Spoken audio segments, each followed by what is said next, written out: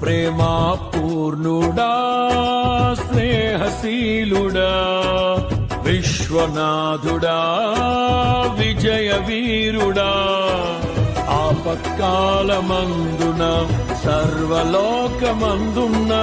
దీన జనాళి దీపముగా వెలుగుతున్నవాడా ఆరాధింతు నిన్నే లోక రక్షకుడా ఆనందింతు నీలో జీవితాంతము నీ కృప ఎంత ఉన్నతమో వర్ణించలేను స్వామి నీ కృప యందు తుది వరకు నడిపించు